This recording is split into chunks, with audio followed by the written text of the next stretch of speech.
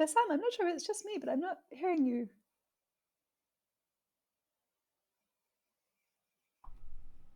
That's because I had my phone on my microphone on mute. I was being polite earlier. So let's do this again. Good afternoon. This is Bassam Haddad. I am joined by my wonderful co-host, Jessica Holland. Hi, Jessica. Hello. So basically, this is search files. It's the episode, launching episode one, which Jessica will talk about, where we talk about knowledge production project deliverables, as well as the Middle East Studies Pedagogy Initiative and its work. And we are hosting a couple of awesome people today, which Jessica will talk about. The Knowledge Production Project at knowledgeproduction.com is a project that started in 2008, and it has developed in magnificent ways. And we just redid the data visualization. It's part of the Arab Studies Institute's uh, organization, the umbrella organization. And this particular podcast is co-sponsored by Status Podcast, Al Wada. It's also co-sponsored by the Middle East and Islamic Studies program at George Mason University, and of course MESP and KPP as the driving forces behind it. We will say a lot more in this podcast about knowledge production and pedagogy throughout. Thank you for joining us. This will be a recurring podcast, and I will give the microphone to my colleague, Jessica. Thanks so much, Bassam. And if you could get us started by playing the video, which shows off all of the new data visualization updates that we've made to the Knowledge Production Project website, that would be fantastic. We can get the Porsche out of the garage, as we've been saying about this project for the last couple of months, trying to get the Absolutely. Here we go. decades-long.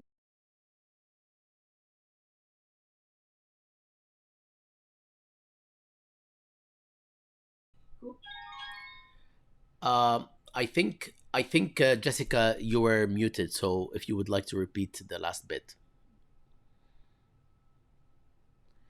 you're still muted on your end for some reason.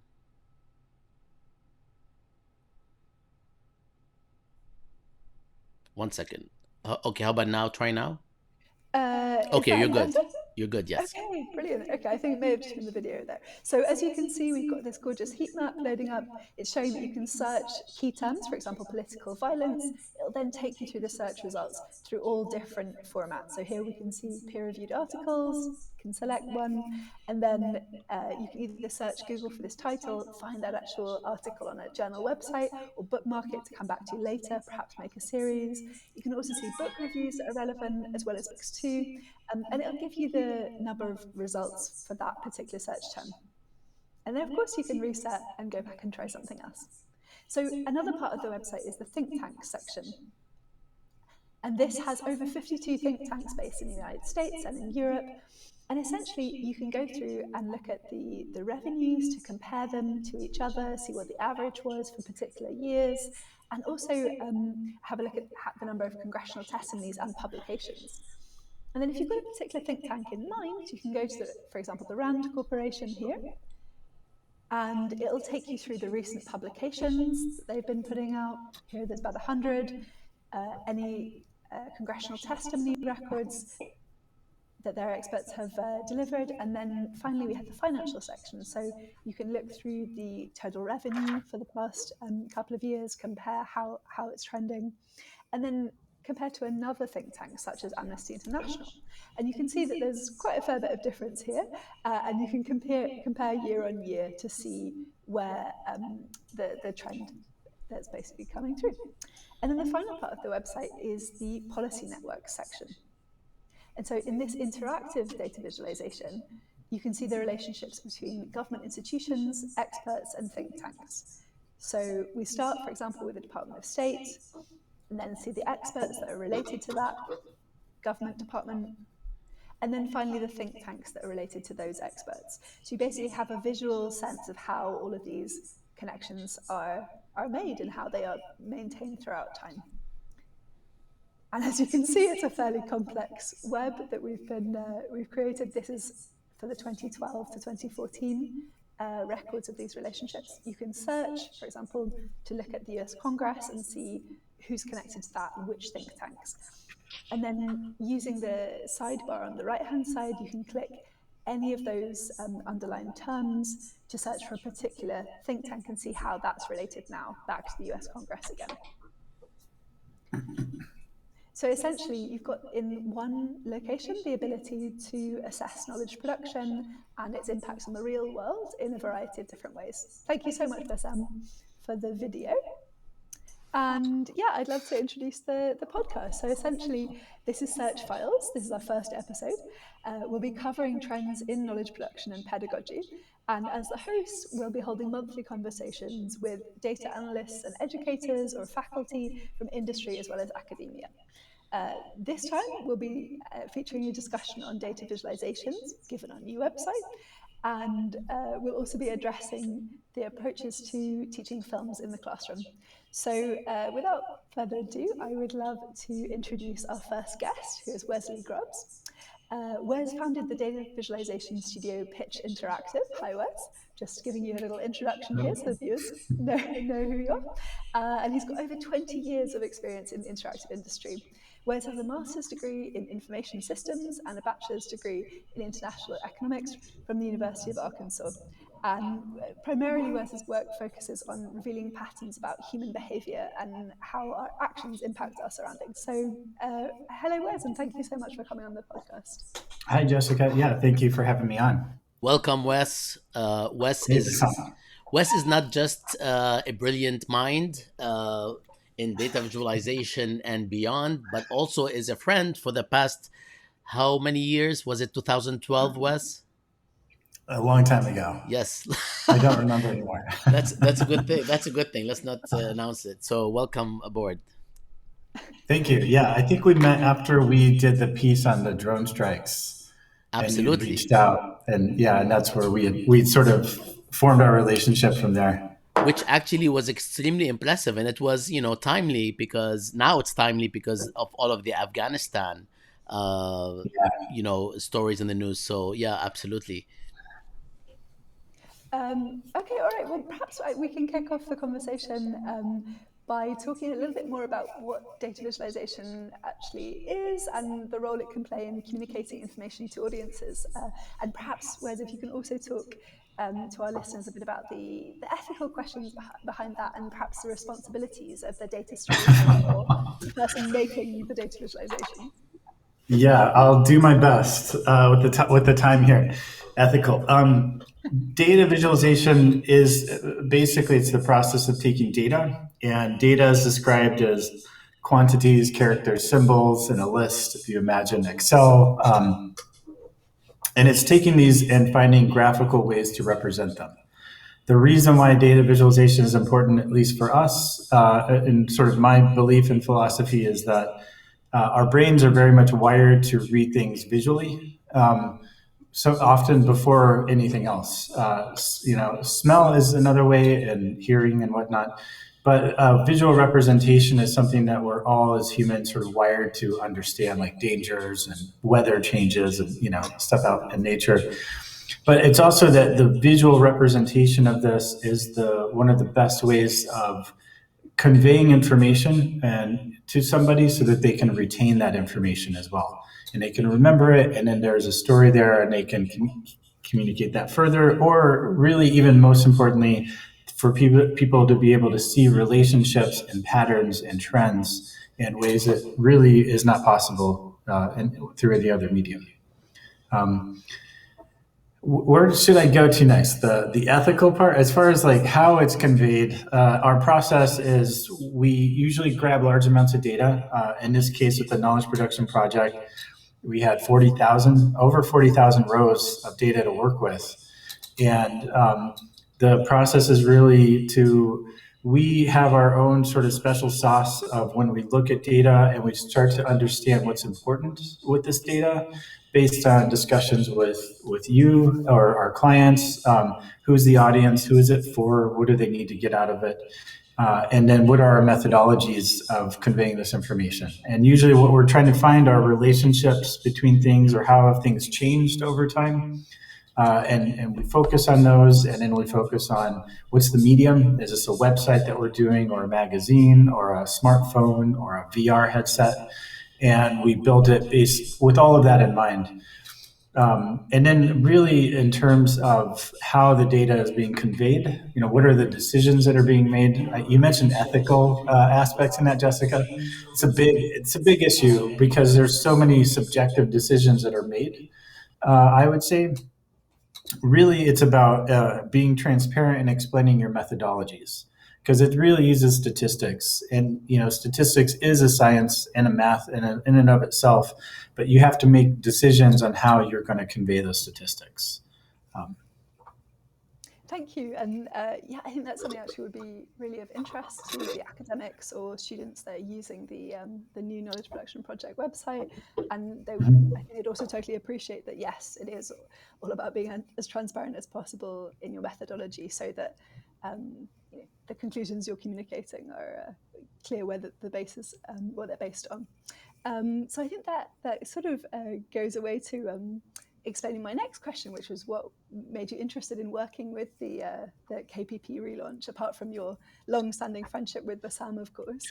I think it was it was a challenge. I think that just the sheer volume.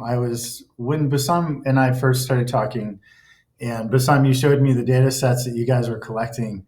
It was massive. It was impressive. It was also like, this is a lot of stuff, and there's just so many, and different people are logging different information. But I could tell this was a project from love. This was really something that you cared deeply about, and that you were really, really wanting this to grow. And so, over years we'd been in touch, and then you reached out and said, okay, I think we have an opportunity now to do something with this. And you've had your experiences with other people trying to work with this data. And I think it was an opportunity, and like any other project, we felt really good about it in the end, just like everything that we conveyed with the data itself and really understanding it. And like every project that has challenges, there are some really great parts of it, and there are some parts we have to work through, to make sure that we're conveying stuff correctly, and that we're making this as impactful as possible for people using it.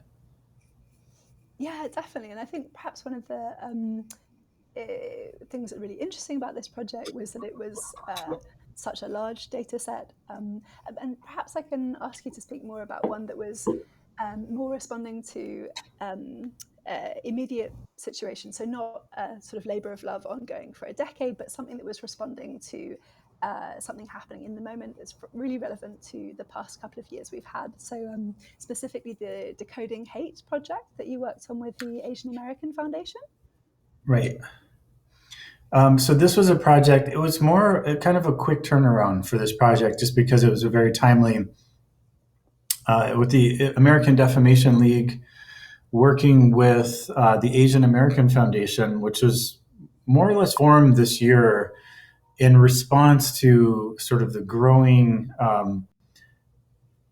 hate against Asians, particularly Asian Americans. I live in Oakland, California. Like, just the amount of violence that was happening in Chinatown in Oakland, just random acts. And the American Defamation League, they had some people, and they were collecting social media feeds and news articles based on events that were happening. And they were really trying to find a way to, how do we convey this? How do we give people the sense of what's happening? And every project that we do is unique and different. Some projects are very academic focused. Some of them are more trying to capture people's attention in almost a dramatic way. And so this was something where we just wanted to convey the sheer volume. They had been collecting this data, categorizing the type of hates. Are these physical? Somebody was bragging on Twitter because they pushed somebody, or somebody was mentioning on Twitter that their restaurant was graffitied, with Asian slurs or something like this. And so they had these sort of groupings of this. And our sort of task with this was just to convey the sheer volume of this.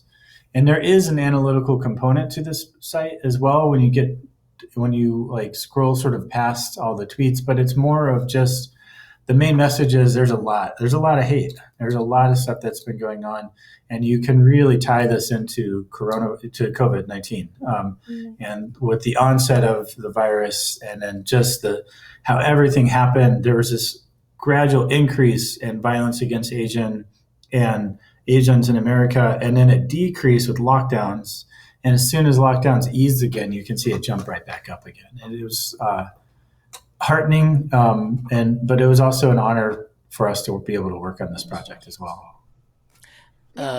Wes, I think your video froze. So if you can you refresh? Yeah, just refresh my browser because I don't want to lose you. Well, at this point you're frozen. So if it's okay, if you wanna go back out and then go back in, we can. Okay, I'll try it. Okay. Because we want to see you animated. Yeah. Maybe I can respond briefly on the Decoding Hate website we just saw there. I mean, I think it's sort of really visually stunning, and the fact that actually you get a sense of how overwhelming the volume of tweets and incidents and news articles about this kind of violence is, but at the same time it's sort of visually somehow stimulating or interesting. You're sort of enjoying spending time on that website. You sort of extend the amount of time, which means you actually then learn also more and more about this, which I think is quite a clever use of kind of the beauty of data visualization, but obviously for a really important cause in this case. Do you think we can get? Is Wes coming back through the sound? Or yes, he is here with us. Fantastic. Okay. I'm here. I just said all of the things I love about the website, but I'm going to have to tell you them privately later on. So we'll carry on to the next question if that's all right. Yeah, absolutely. I wondered if you could speak about how you see perhaps data visualization or data storytelling fields kind of interacting more with academia in the future. And as part of that, if you have any advice for people who are not data storytellers or data scientists, but who might like to become more data literate and perhaps start using data visualizations in their work. I think the good thing with today is that there are a lot of resources out there in terms of there's online resources. There's even like master classes in data visuals. Like there's Domestika has some good resources and some good teachers there. Then there are also a lot of books. The way I started was really a lot of it was my academic background in economics, because we did a lot of statistics and macro and microeconomics and economic theory and behavioral economics. And that for me was just a personal interest of, I want to understand how things are connected. How the price of gasoline in Texas is determined in some ways by the price of coffee in Brazil. And so there are a lot of different resources out there. I think it's a hard question to answer in the sense that it really depends on your own skill sets that you have. If you're a journalist, there's one way to start. Do you want to program, or do you want to graphic design, or both? Because really data visualization, it's a really multidisciplinary field where you need engineers, you need technologists, and you need designers and UX designers, and people who work in the interactive field because you interact with things. And then you also need a statistician, like people who understand data and analyzing data and how to query that data. We're a project that we're working on right now with a group at Stanford is on the US Census data that just came out. And how do we understand the trends that are happening? Because some of the questions have also changed, and they changed from one census to the other. But you can see, for example, there is a very clear pattern of white-only Americans is on the decline, and you have other and multiracial really increasing. And our diversity score has really jumped, which personally, I think that's awesome. And it's just a matter of like, how do we convey this information in a way for journalists to be able to use this and to be able to go into their county and their tract knowing though that some of these jumps, this white population is still millions and millions and millions. And in some counties, another race group has jumped by 200%, but it might be three people. There was that has, family had a couple kids. And so it's interesting to, like, how do you measure this and how do you convey this information? Because there's a percentage and then there's the actual number amount.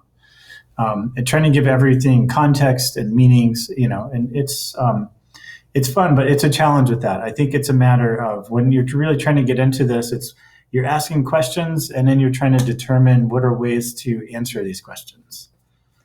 Yeah, thank you so much for explaining that. And I'd say that for all those reasons and that kind of deep level of thinking, it's been a real pleasure working with Pitch Interactive for the KPP relaunch.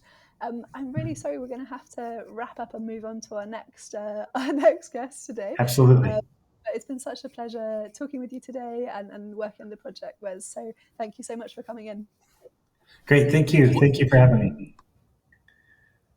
Wes, yeah, I just want to thank you for coming on and for turning the Knowledge Production Project into the potential that it is. And we have to also share with everybody who is looking at, let me just make sure that the URL is here if you want to take a look. This is a work in progress, and Wes and Pitch Interactive is going to help us go to the next level as we add more material, more functionality, and as we tweak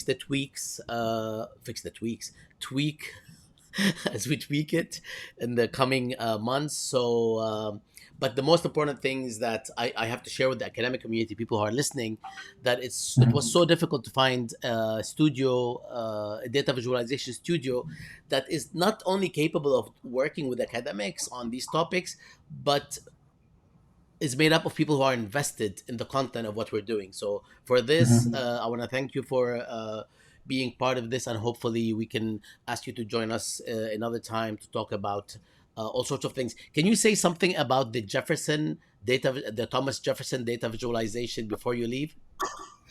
So I was asked, before I came on this, I just asked, like, what can you give me an idea of kind of questions that you'll send me? And one of the questions was, is there a fun fact about data visualization?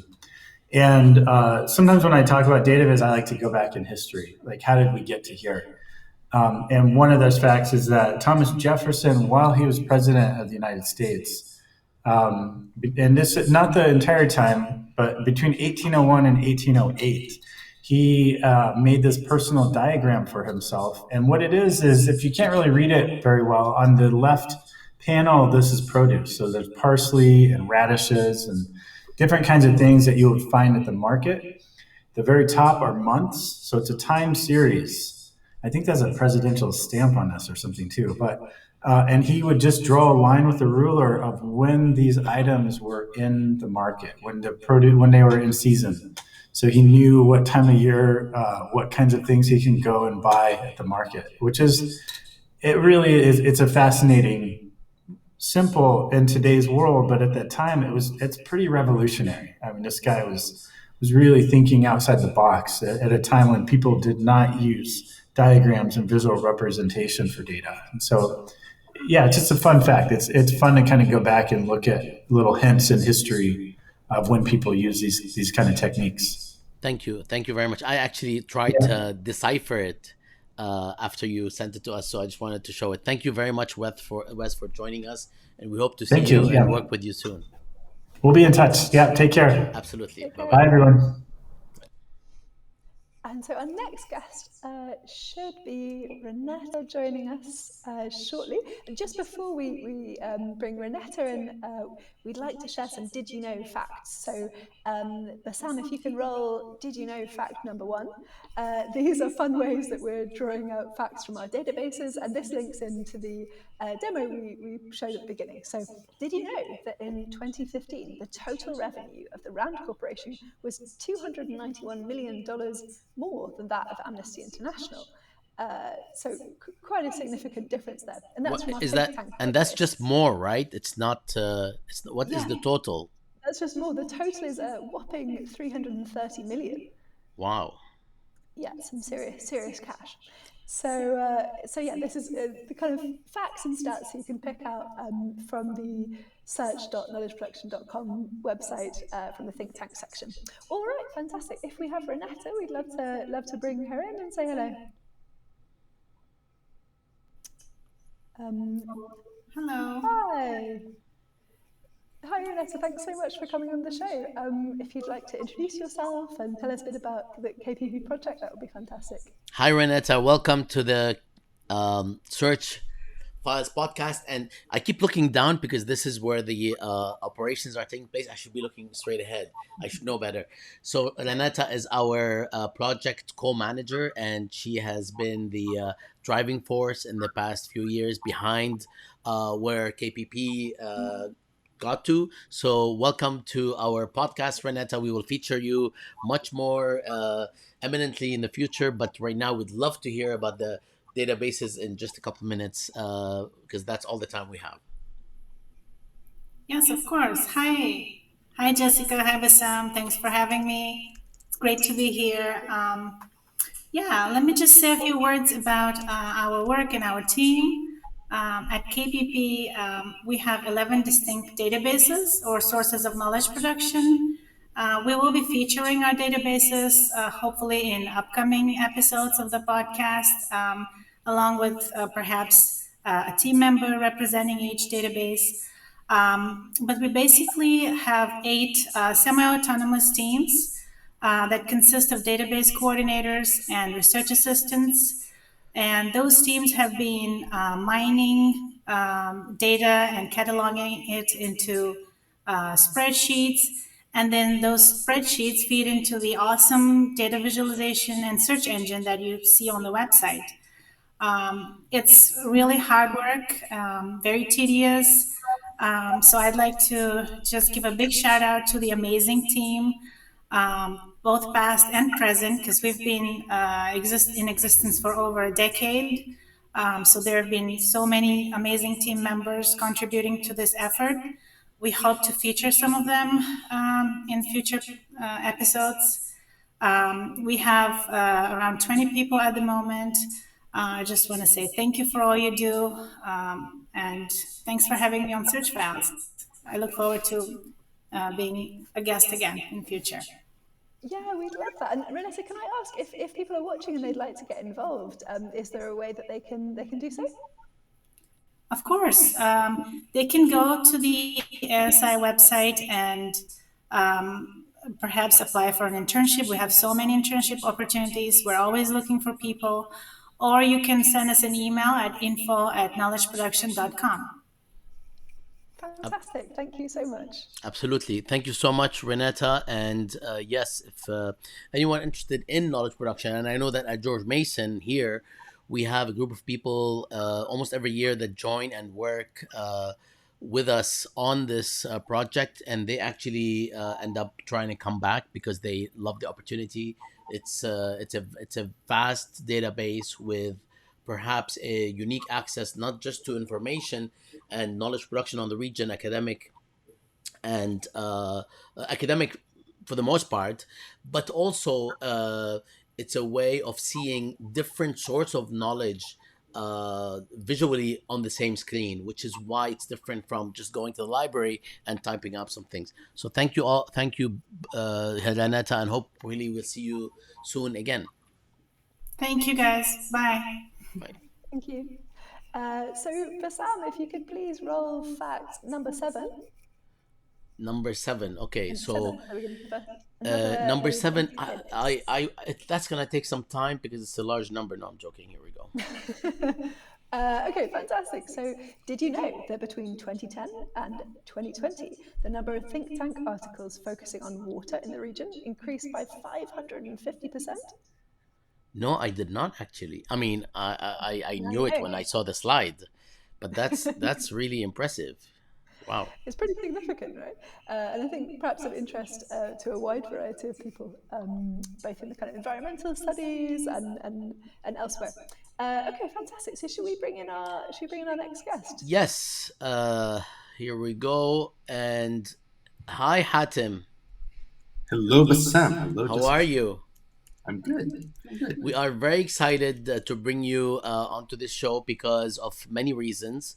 One of them is that you are also involved in the Middle East in a pedagogy initiative project, and you're actually running the Films in the Classroom module, for which we are inviting you to address.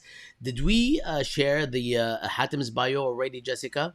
No, I'm going to jump in and Yes, go with it ahead. now, if that's all right. So we're very honoured to have Hatem al-Hibri on the podcast. He is the Assistant Professor of Film and Media Studies at George Mason University. He's also affiliated with the Cultural Studies and the Middle East and Islamic Studies departments. And Hatem earned his PhD in Media, Culture and Communication from New York University, and previously was a faculty member at the Media Studies program at the American University of Beirut. His first book, Visions of Beirut, The Urban Life of Media Infrastructure, is also out now from Duke University Press. So take it away, Bassam. Thank you. Ahlan wa sahlan, Hatem. Thank you very much, Jessica.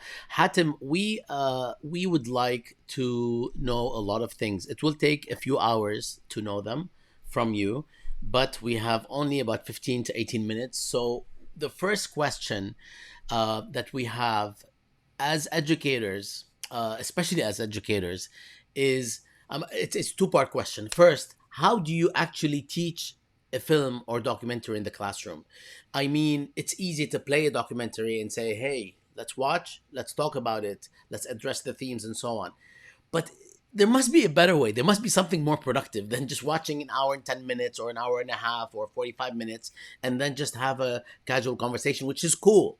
But there must be something else. And that's the first part. The second part, what do you see as the missed opportunities of some common approaches to film and media in the Middle East studies classroom? So if you can combine those into an answer, that would be great. Yeah, so I'll try to be briefer rather than longer. Bassam, I have talked about how for many years now we've seen people who will say, "Hey, I'm teaching this class about the Middle East. Does anybody have like a good film that I can use for this subject?" And we watch people sort of trying to reduplicate efforts. So there's obviously a lot of really compelling film from and about the Middle East that's out there. And a lot of it seems to connect to a range of subjects: history, politics, sociology, economics, studies of urban life, gender, sexuality, power, authoritarianism. And there's films which deal with these in a range of ways with a number of different representational strategies and aesthetic forms. So how do you teach a film? Well, the first question that I would say is like one should begin from, what is the purpose of including the film? Sometimes if when people are honest with themselves, the temptation is film fills time in the classroom, and it seems like more obvious than getting people to do readings, and students don't do the readings, but they can like watch the film. Those are moments when people are incorporating film, but in a way that sort of misses the opportunity of what the film can offer for the class, right? So I'd say how I teach film. I teach primarily film and media studies classes. So people are coming to my class either with some background in media studies and film studies, maybe not with a background in the Middle East per se. So how I do it, I have sort of the scaffolding of they have some experience with film analysis. You can assign students here, watch this film on your own, or we're going to watch part of it in class, and then let's just talk about it. And that, you'll get some conversation. A lot of it might end up devolving into, I like this film for these reasons, I didn't like it for these other reasons, and the reasons are entirely idiosyncratic and not about kind of like a rigorous analysis of the film or discussion of how it works and what its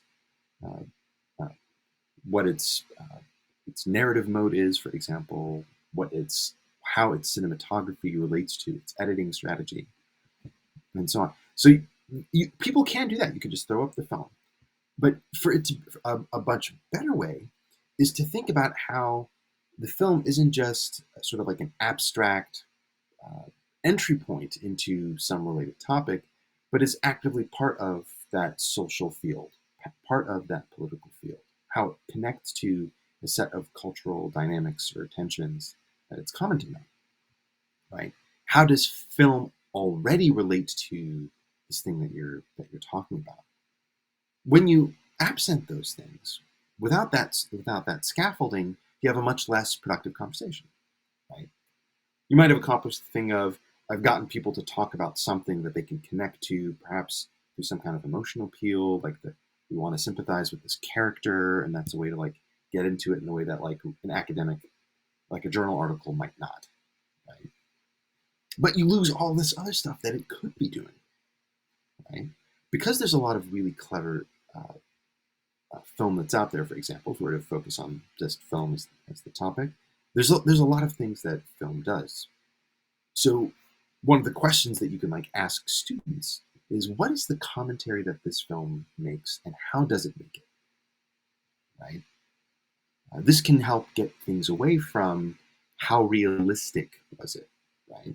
Realism, of course, in the humanities is a more complex term. Some people take it, though, in common usage to just mean this seemed believable, this seemed authentic, this seemed like it could actually happen, or this didn't fully capture like a more complex view, or it didn't share my own political view, therefore, like the film is bad. So, what is the kind of comment that the film is trying to make? All right, I'll stop talking so we can have more of a conversation rather than me. I can keep doing this. No, this is 1 second. No, this is great. And I mean, I have lots of questions, but I'm going to keep them to things that you can answer in a like, reasonable time period. So the second question is, how would we differentiate between teaching a class whose focus is film and media, right? On the one hand, including film and media as topic in a course, and the use of film and media as a teaching tool in a classroom that might not otherwise, that we might not otherwise discuss. So, you teaching film and media as basically your profession and what you do, and people come with that expectation. How is that different from teaching film in a class that's not on film and media? A class, for instance, on the Arab uprisings, as you know. Of course, as you know, you and I teamed up to teach a class on text film and the Arab uprisings at George Mason at the Middle East and Islamic Studies program. So I'll try to answer the second one first, because it's easier to answer. So how might one incorporate film in a class about the Middle East or a specific topic like the uprisings? The first question to ask is like, should I do it at all? And the answer might be no, because if you want to do it well, if you want to do it properly, that is, if this isn't just, I want to give them like a week off, so we're going to watch a film, which sometimes is like the approach, it requires a certain amount of work. It requires some scaffolding. One of the ways to think about this, again, is to think about the film as part of the topic or part of the subject. The film itself is part of the lived realities that your class is about, right? So in what way does the film comment on this? Does it participate in it? Does it push back on it? You might think about how the film reflects and refracts on a broader cultural context or a set of social experiences or political situations. But see, already here, we're potentially limiting what kinds of films one has in mind, right? What you start to encounter is how your own ideas about how film might do those things, you start to look for films that do that. This is why oftentimes people reach for documentary, right? Documentary seems to be immediately about the world itself. And so teaching a documentary is pedagogical because it shows them something about the world, right? And I've had many conversations with people where a lot of the film about the Arab uprisings, some of it purports to do that, like tries to show you the event of the uprising in some kind of direct way. But a lot of I'd hazard a guess that maybe even most of the film about like Egypt and Tunisia completely does away with that. Not interested in trying to capture reality. Well, they are interested in capturing reality, just not in that sort of, without that promise of direct and unmediated access that documentary often presumes. When it's documentary in form, it reflects on or it problematizes testimonial, for example. It becomes very self-reflexive, becomes skeptical of the idea of being able to present a full account of the events of the 18 days, for example. They become skeptical of the idea that in Tunisia, for example, it's one event as opposed to a series of events that become linked and narrated in a particular fashion. That there's similar things happen, by the way, when people want to make films about war. You look at films of war, of like the war in Iraq. You look at films that come out of the Lebanese Civil War. Many of them become very skeptical about the idea that you can represent the war, that you can give a full, coherent master narrative, the voice of world history version, that becomes wholly inadequate, maybe even an impossible task. So instead, what you have is films which look to the personal, that look to the problem of being able to situate one's relationship to world events. You also have some films which do try to be much more didactic. Here's this event, and then this happened, and then this happened. And there's this other set of factors at play, and they try to address the things that political historians are very good at, economic historians are good at, historians of what historical sociology will do really well, for example. But documentary, that you start to end up with like a 3-hour film, and one which is like a series of talking heads explaining things. And then what we've encountered is maybe it would have been better just to teach the subject with some other kind of exercise. So this is to say that there's tremendous opportunity that can come from using film in the classroom. And the approach would be, well, what kind of conversation does this film allow? What does it open up for conversation? How does this film allow us to reflect on how we relate to an event, how we relate to a set of experiences, a set of people? Right? How does it allow us to ask anew questions of what our political horizons might be? How does it allow us to query standard and received ways of representing things? Right? How does it allow us to think, for example, about intellectual history, people's ideas about the world? How does it allow us to, just like in the class, have an encounter the way one would have, say, with like a photograph? If we were to put up a photograph, let's talk about this photograph. Let's think it through. What does it mean to think about this image and not another? What does it mean to think about the photographer being here at this point in time in relation to this event? What does it mean to look at a historical photograph? How does this feel like at a different point in time? How does this relate to memory? How are events remembered? How are photographs part of how things are remembered? You can do similar things, by the way, with music. It might be that what you want in the class isn't a film, but a song and a music video. It might be that what you want is poetry. Or it might be that really what you need in this case is film.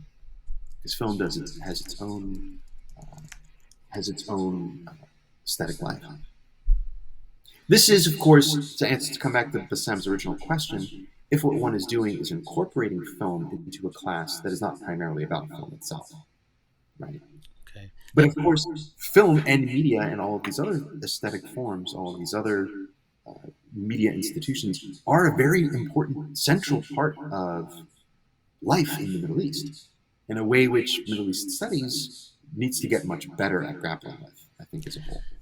Thank you, Hatem. Before Jessica asks you the next question, I just want to say that whenever you talk, like your voice calms me down. So whenever I have any sort of anxiety, do you mind if I call you and just ask you to talk about anything? I'm happy to do this for you, Bassam. If any time I need to feel like everything is doable, then I can call you. Okay, thank you. There you go.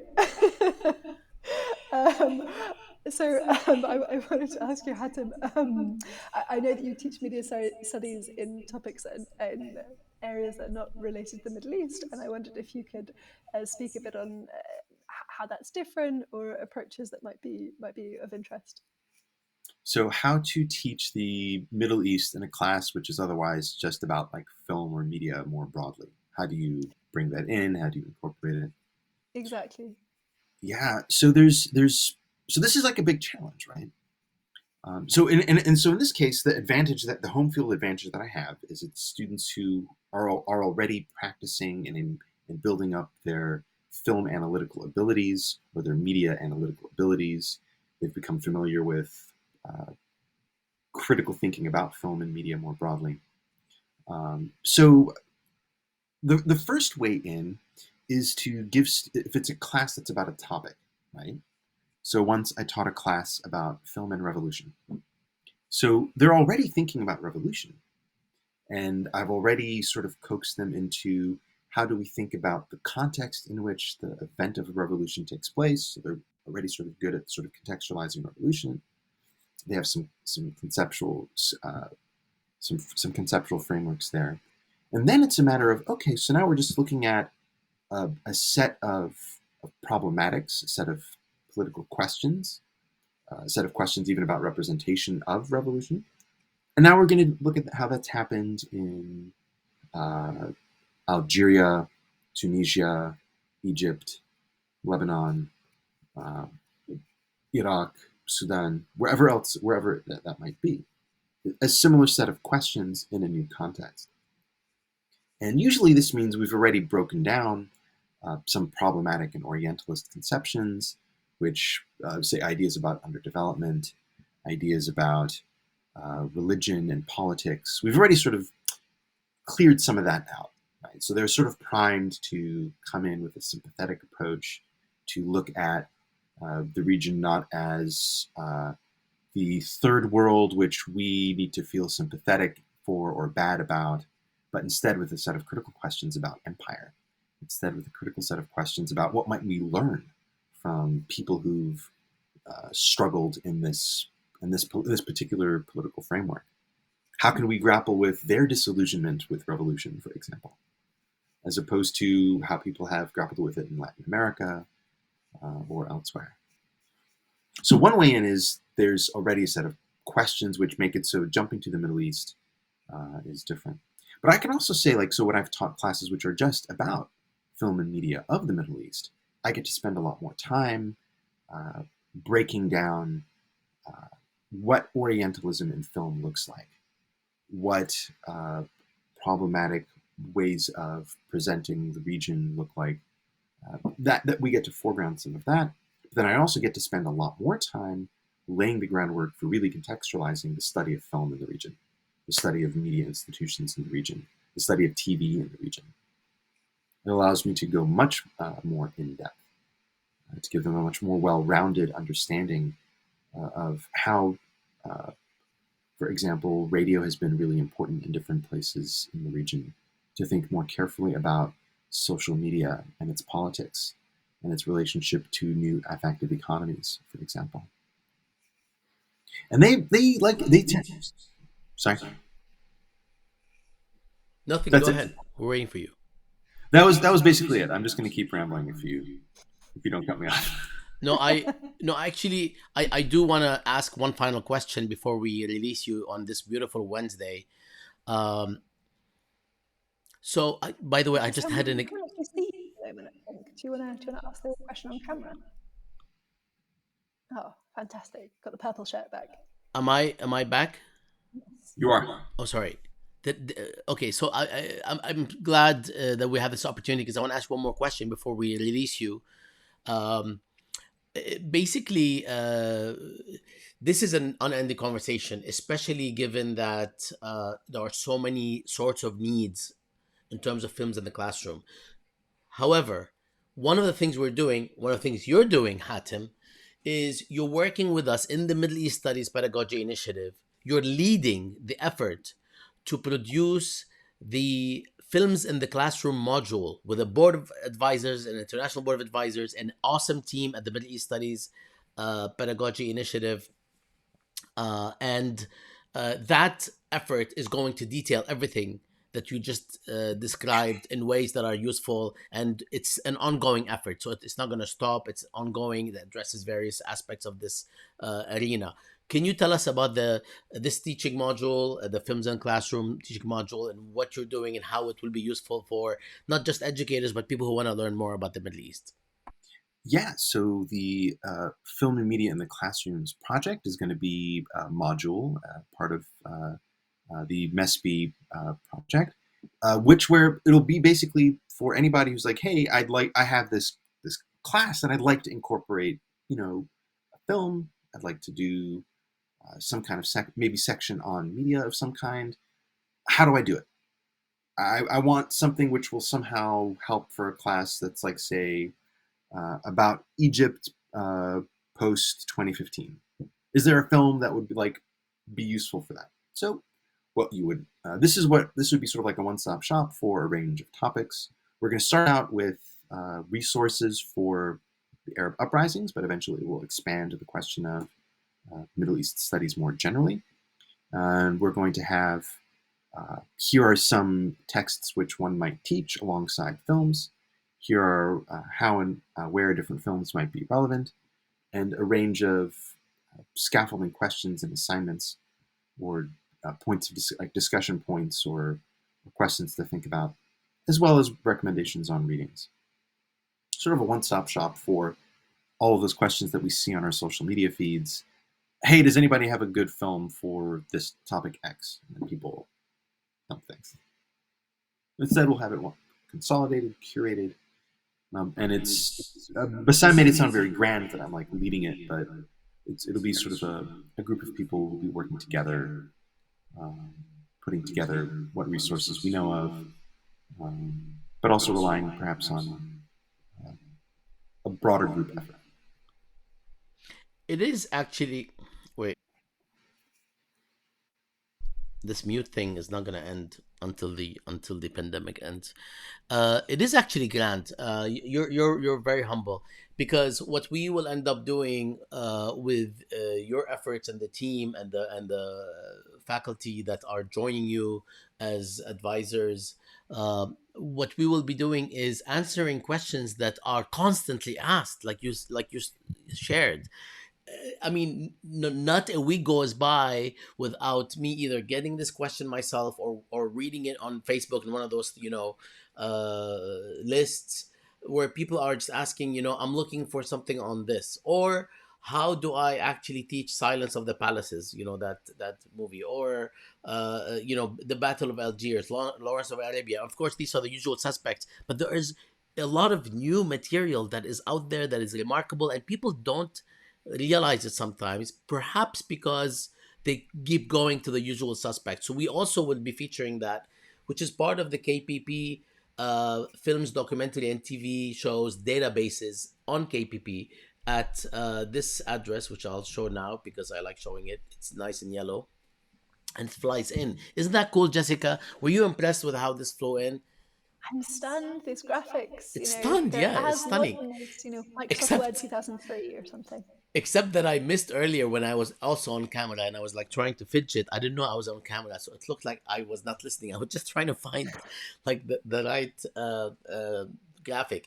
So Where's the yes, zooming in graphic? absolutely, absolutely, Hatim. It's really remarkable, and thank you for doing this. And we will have you back to actually address these matters in the future. So thank you for joining us. I don't know if Jessica has any other questions, but we're trying to wrap up within the hour, and we have 3 minutes left. And if we make it within the hour, that's awesome, We're because so it's our close to first making it. episode. Yeah, well, I wanted to just perhaps, while Hatem is here, sort of bring together what we announced at the beginning, so the new KPP data visualizations, with what we've been discussing in terms of the films in the classroom module at MESPI, to sort of say our future plans of integrating those two websites much more, so that the power of KPP can also be feeding into those curated modules, and allow people to both make suggestions, perhaps in the future, of films that then can build from that initial curated content to then have a sort of living and growing resource. So yeah, it's great synergy, and thank you so much for coming on and talking us through the really fascinating aspects of teaching film. Thanks for Thank, having me. thank you, Hatem. See you soon. See you around George Mason. All right. Talk to you All right. soon. Take care. Okay, thank you. And before we close, I just want to give a shout out to Pitch Interactive. I will add their URL here on the bottom right, and I will take ours out. So basically, if you'd like to learn more about Pitch Interactive, you can go to pitchinteractive.com. Their website is right here. Basically, they do some amazing work on various topics that are of interest to the academic community.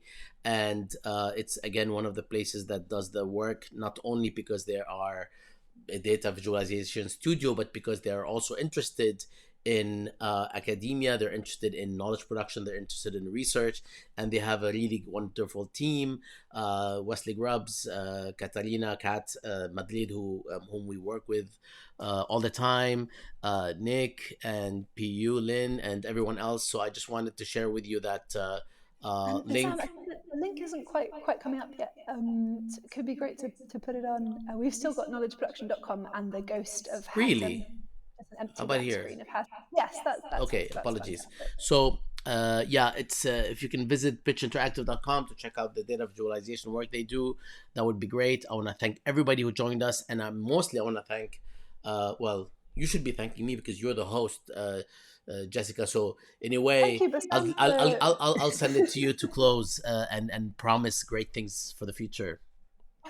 Okay, fantastic. Well, thank you, Bassam, for all the wonderful visuals and for asking some fantastic questions to Hatem about the film. So we really enjoyed, or I really enjoyed hearing more about that.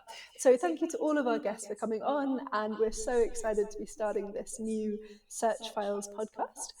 You can expect to hear from us again in November, and we'll be bringing you some more interesting people from the big data and data science world, and also from academia. And we might have some jingles next time so that there's some Ah, audio. I know because it's you kind of I flat. promise We'll try to you. make it more interesting. Thank you all, and thanks, Jessica. And should we leave them with a did you know or? Yeah, what a fantastic idea. So let's leave them with fact 4 on the did you knows, please. So, did you know that the total number of dissertations written about film doubled from 50 to 100 between the years 2001 and 2008? No, actually, I did not. There you That's go. really, Now you know. yeah, that's actually very interesting. This is just one of thousands of bits of information you can learn more about or find out when you go to knowledgeproduction.com, and we will be sharing more with you because this episode, but also this podcast, is really about bringing this edifice of databases to the fore, with the help of guests that we will be speaking with in the next few months, over the next few months or years.